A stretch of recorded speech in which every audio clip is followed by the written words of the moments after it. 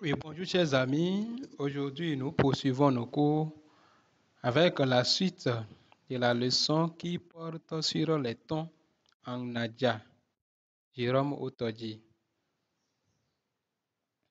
Ok, la dernière fois, nous avons abordé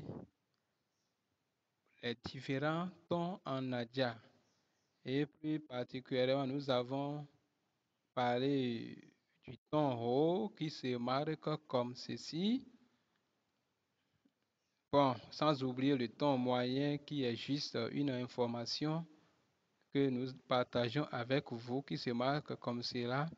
Et le deuxième, c'est-à-dire le ton et le point essentiel est le ton bas qui se marque comme ceci. Et nous avions dit que les V et V là, ce ne sont pas des V simples, mais plutôt les voyelles. Et dans cette leçon, nous avons demandé à savoir s'il faut marquer tous ces tons. Et nous avons dit qu'il faut seulement marquer le ton Rho sur les mots à une syllabe.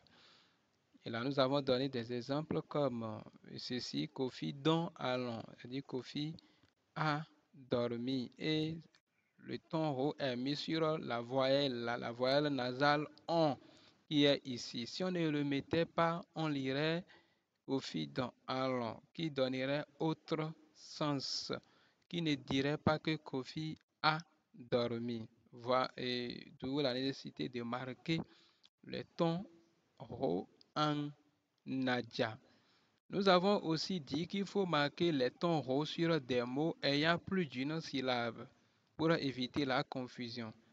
La dernière fois, nous avons dit qu'il faut marquer le ton Ro sur un mot à une seule syllabe.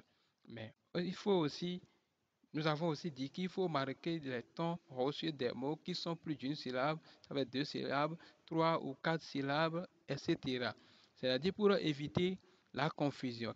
Il s'agit de quelle confusion? Donc peut-être il y a un mot qui s'écrit exactement de la même manière qu'un autre mot, mais que la différence se fait au niveau des tons. Donc, si le ton Rho n'est pas marqué sur les voyelles, donc il y aura confusion. Donc, ces mots s'opposent déjà. C'est pour éviter de semer la confusion au niveau des lecteurs. Il faut essayer de marquer les tons Rho sur les mots qui sont plus d'une syllabe, 2, 3 ou 4 syllabes pour éviter cette confusion parce que dans la langue, il y a un autre mot, bien des mots qui s'écrivent exactement de la même manière que ce que vous voulez écrire, mais si si vous respectez le ton, le sens du mot que vous voulez écrire, les lecteurs vont vous comprendre cela, vont comprendre son sens. Et nous avons donné l'exemple de Akpekeke ici, Akpekeke. On ne dit pas Akpekeke en Naja, mais on dit plutôt Akpekeke parce que Keke veut dire vélo, ou soit Keke veut dire aussi ce qui est ouvert. D'où la nécessité de différencier cela par le ton rho sur les voyelles. Et Akpekeke veut dire merci beaucoup. Ce qui veut dire que Keke est opposé à Keke. C'est-à-dire beaucoup s'opposent à vélo, Keke ou bien ce qui est ouvert. Nous avons aussi donné l'exemple de Sasa, qui veut dire, Sasa tout simplement veut dire ce qui est destiné à vendre. Mais quand on met l'accent Sasa, ça veut dire autrefois ou bien entre-temps. Donc ce qui veut dire est que Sasa s'oppose à Sasa. Donc, voilà la raison pour laquelle il est nécessaire de marquer les tons rho sur les mots plus d'une, qui sont plus d'une syllabe, 2, 3, 4, etc. Et aujourd'hui, nous allons revenir sur un aspect important sur l'article défini là. Ce qui est là, on l'appelle l'article défini là comme le la en français. Et la règle, c'est vous allez voir le nom et après le nom, vous voyez là. Là, c'est là. Ici, c'est l'article défini.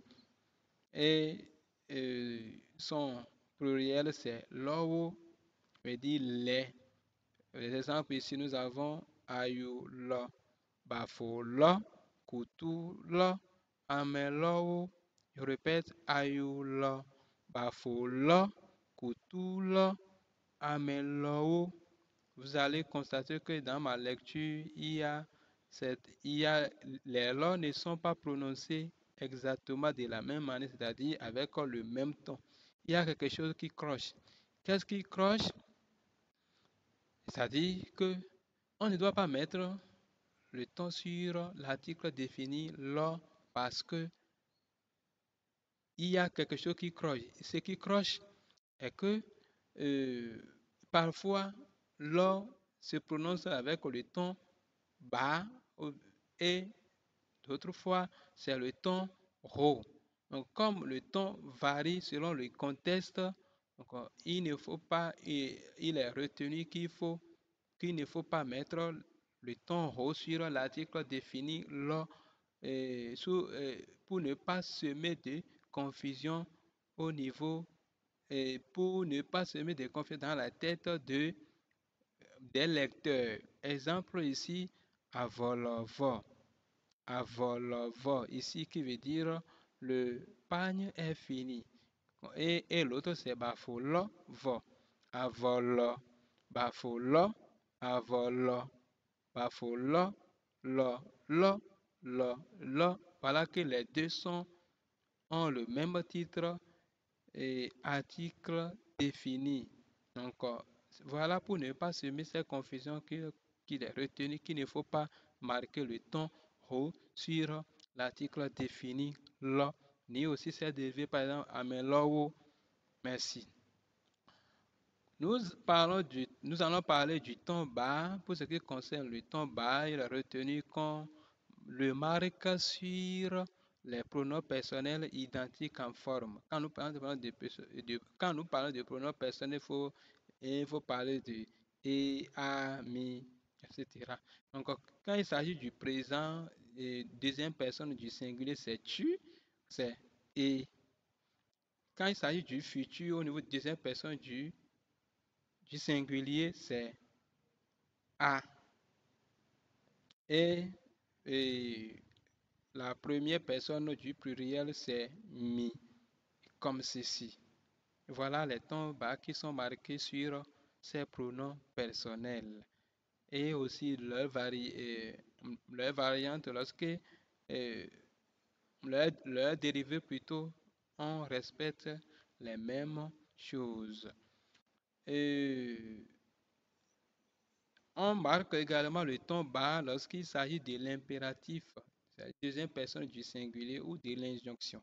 Ah, je vais donner un ordre ou bien je veux euh, te commander, je vais te donner une recommandation. Donc, si je veux m'adresser à toi, je mets le ton bas. Merci. Et nous allons donner comme exemple doux. À main veut dire mange de la pâte.